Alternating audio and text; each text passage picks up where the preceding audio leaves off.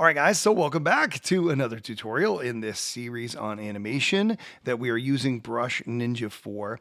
And this particular one, what we're going to look at is how do we use these shapes to get a little bit more in depth, maybe a little more creative, maybe a little bit more advanced for your students to start building and piecing together and layering things and creating some more, dynamic animation. So let's jump right in.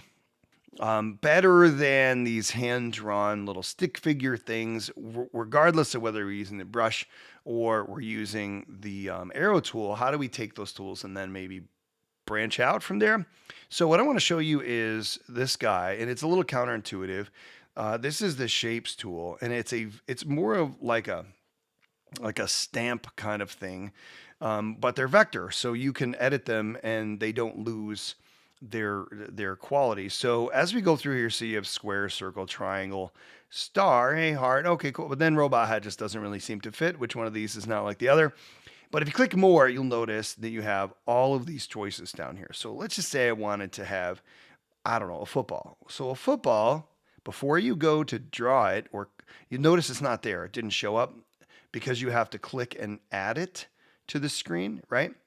But a football is not going to be blue and transparent, right? So you may want to think about, do I want a small white outline on a filled, oh, you're going to see my color blindness come out.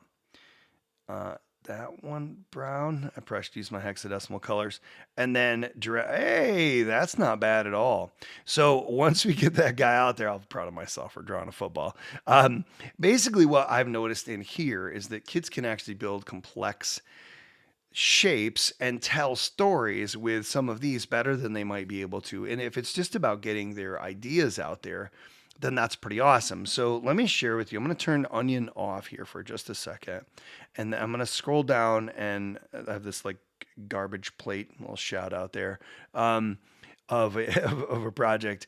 If you were teaching the moon phases, like scroll down, you have a half circle, you have a quarter circle, three-quarter circle, a circle. Man, you could do that. I've done this with students where they go and they take like the cloud, the moon, the raindrop, the sun, and they build out the water cycle. They build out, oh, what are the other, carbon dioxide, oxygen cycle. I've had them do that with leaves.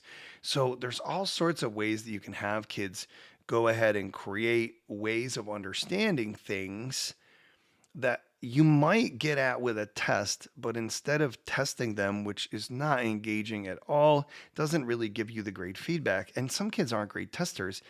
Here you can actually see, you can have them build circuits. This is amazing. As you scroll down, you'll see what's in here.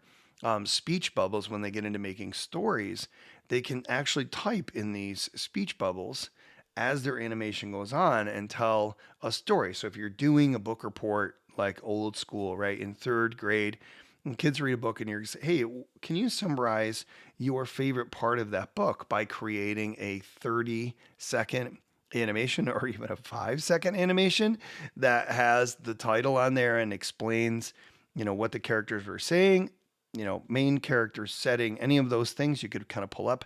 So really fun to go ahead and use these.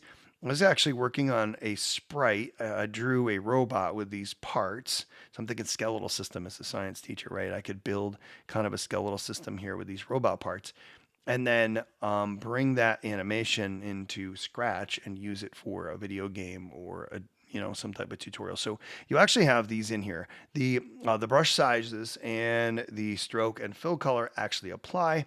What's really neat about them is I go ahead and I'll draw another football out here. A really big one is you can always go back, grab the arrow, and they are fully editable. So if I click in, I can scale them down, I can squash them down, I can rotate them. And the coolest part is in the brush, if I go to the eraser, I used this football for robot teeth, like its smile, and I kind of put it to the background. If you go to the eraser and you wanted to erase parts of it, it recalculates the vector image. At least that's my understanding of what I kind of think is going on.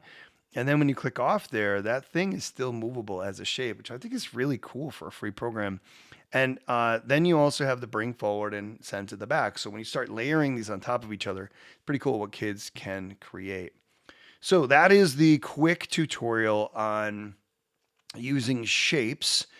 And you've got your brush and arrow tool. The last piece that I want to show you is this idea of what do you do to export them out, to save them, to share them, and how might you do that in a classroom environment where you're asking kids to actually show you what they know. And for that, we're going to jump into the next tutorial.